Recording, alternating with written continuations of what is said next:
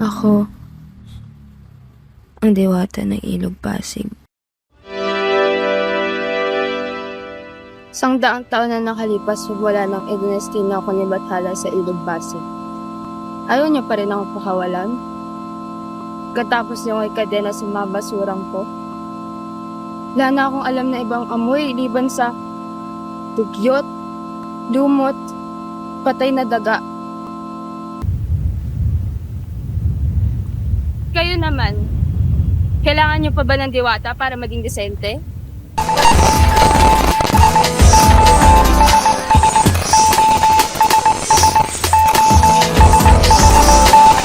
Ayoko naman na rin.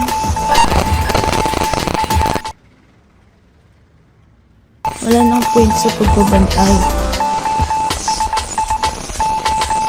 Wala na. Marumi na. Yung mga tao ang dahilan kung ba't mabaho ang tubig sa ilog.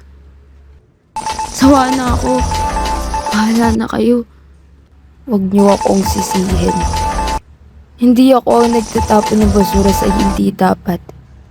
Hindi ako ang nagtatayo ng mga pabrika sa ilog at tapunan. At lalong hindi ako ang pumili sa namumunong walang pakialam sa inyo.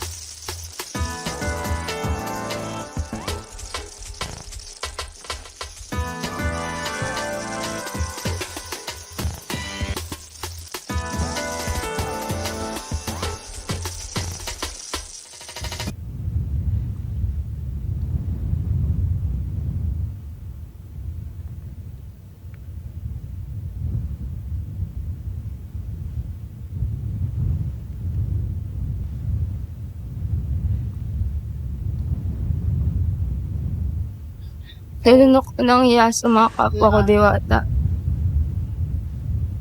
Mga ilog nila ay mas malinis pa kaysa sa mineral na iniinom niyo.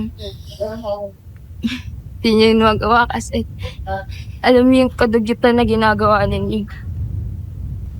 Meron ba kayo nun? Iya?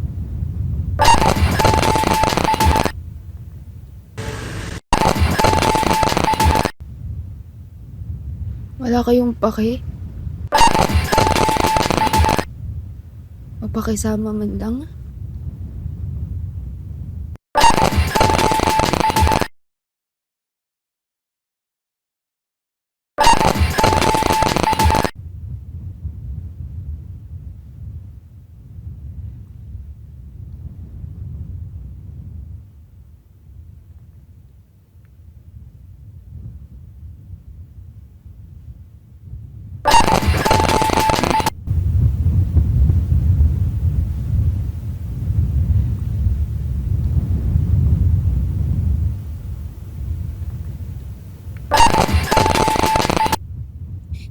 I just thought that I could still do something, you know.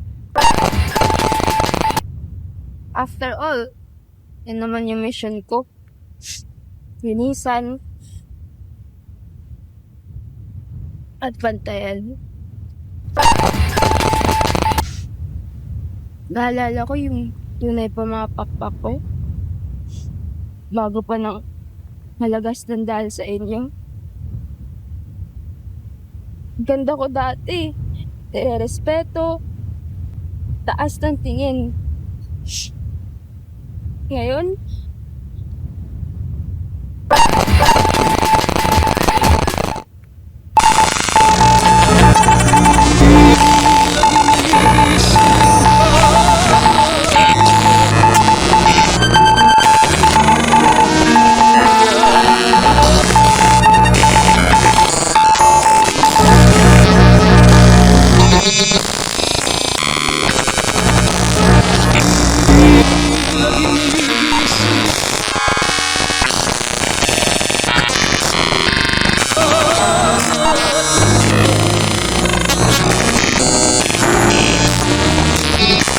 Wala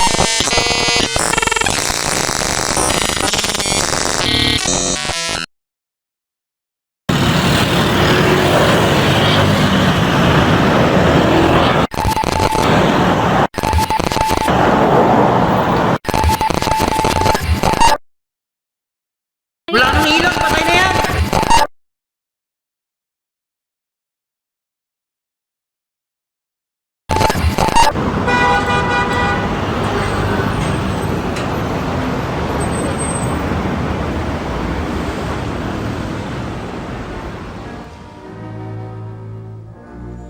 Gabing ang buwan sa langit ay nakadungaw.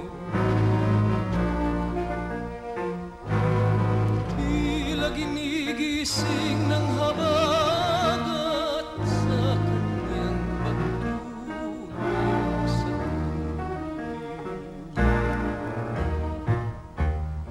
Ang isang larawang puti at pusin nalugay ang buhok na limoy agos. Ito ang mutya ng Pasig. Ito ang mutya ng Pasig.